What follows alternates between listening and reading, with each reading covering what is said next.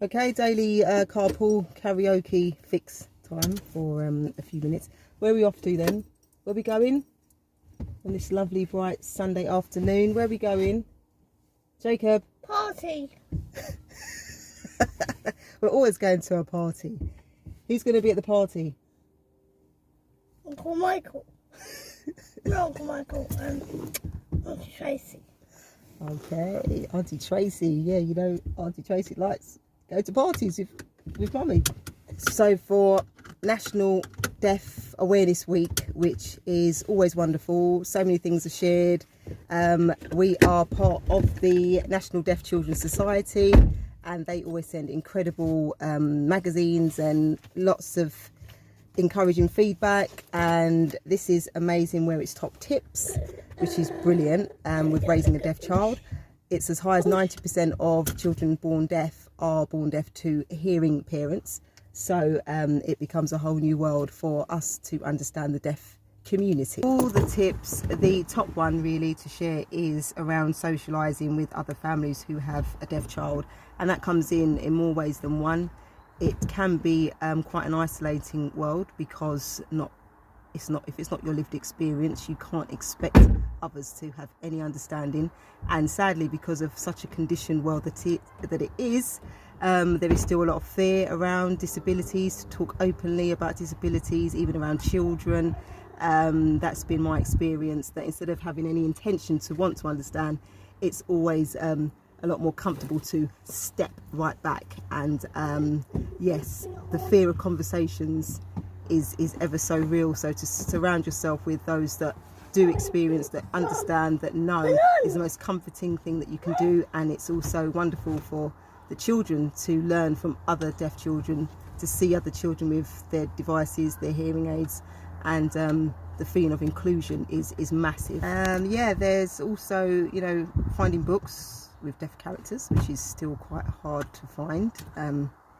Diverse books, as we know, are still quite difficult to source.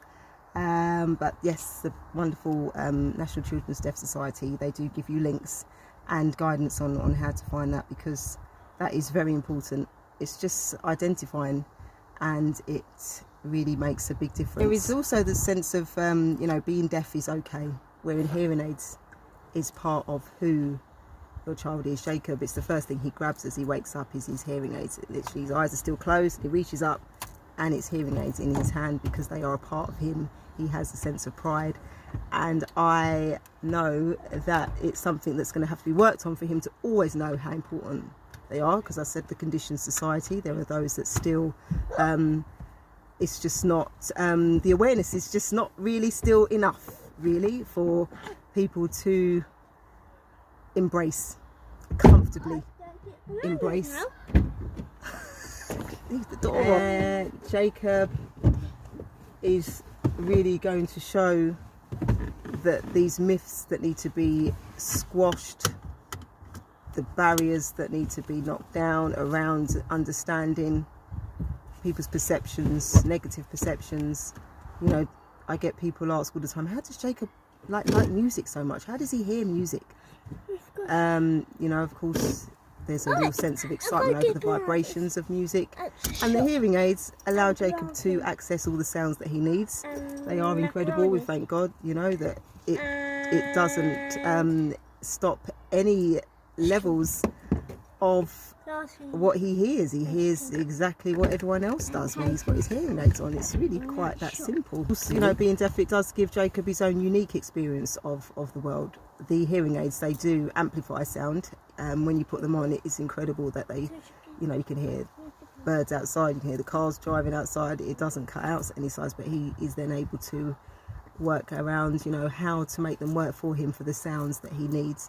And of course, when he hasn't got them on, yes, you've got to make sure you speak to him so he can see your lips talking to him, and he will be like, like he sometimes forgets, and you're like, Jacob, put your ears on, and then he goes and gets his hearing aids, and then he's ready to go. And so his love for music, his love for dance, he understands music, he understands different types of music.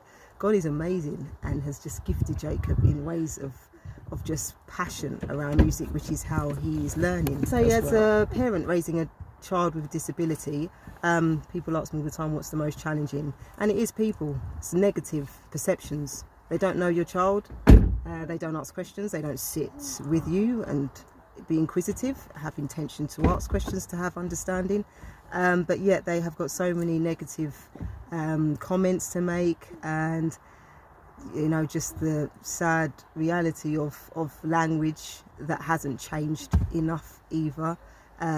It does get to a stage where you hear it so much, at first it does hit hard. It really does, especially when it's from those that you just don't expect it from, but then you have to keep remembering what society is about, really. You just got to keep remembering, and you've also got to then make allowances and excuses that it's not their fault. So it gets to a stage, you get there where it just has to go, it goes right over. There are going to be those that will fear, they will find ways to avoid, but then you're going to find those that will embrace, that want to know, that will question, that will want to learn some BSL signs, that will engage, will want to try some BSL signs just to engage naturally, and those are the ones that then uplift, and then you just feel it's okay. Those that don't, excuses that it's not their fault.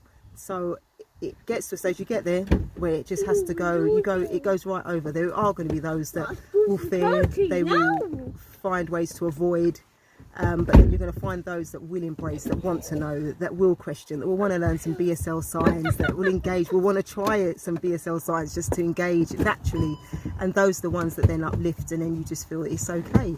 Those that don't,